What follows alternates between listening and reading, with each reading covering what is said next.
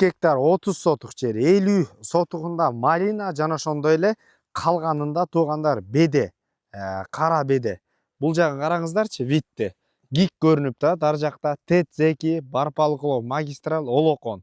Өйдө жагында шалта да туугандар, мына өзүңүздөр көргөндөй бул жагында ушул жерде бактар тети сары бак көрүнүп турганда чоң арык кеткен.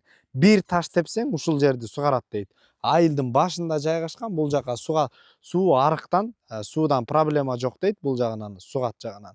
Баасы туугандар $30.000 деп атат. Түз ээлери менен байланышасыздар, дагы сүйлөшүү жолдору каралат. Сатылып аткан айдоо жерге баруу үчүн магистраль Барпалыкуловдон күн тууну көздөй келе жатып, Гиктен өткөндөн кийин достор, Шалта айылында айдоо жер жайгашкан. Туугандар 3 гектар 30 сотук жер ушул жактан баштап, ар жагы бул жылкыларга бир аз жетпей калат. Таза картасын, документти оформить бергенде көргөзүлөт. Аяк жагы болсо аркы малиналарга чейин азыр аяк башынан көрсөтөлү. Мына бул жагы туугандар малина 50 сотук жерде. Бул кайсыл жерде жайгашкан десеңиздер, Сокулук районуна караштуу Шалта айылында. Билесиздер, Сокулукта малинаны, клубниканы жакшы өстүрө турган жер 50 сотук жерде. Андан сырткары 2 гектар жер, бул жагынан арык келген. Беде 2 гектар жеринде экен.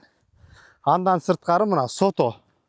Ар жагында жүгөрү, өзүңүздөр мака дейсиздерби, каалагандай кылып бул жагынан отургузуп өстүрө берсеңиздер болот. Ар жагы автоунаа көрүнүп турганга чейин карайт. Түздөн түз өз ээлери менен байланышасыздар. Ээсинин номери 0559 15 55 59 номерлерине Базар жок элдер доллар каналдарына катталып тургандар. Айдоо жер иштетет элем, шаарга жакын жер болсо деген достор менен бөлүшүп коюңуздар. Ассаламу алейкум, биз кызматтабыз.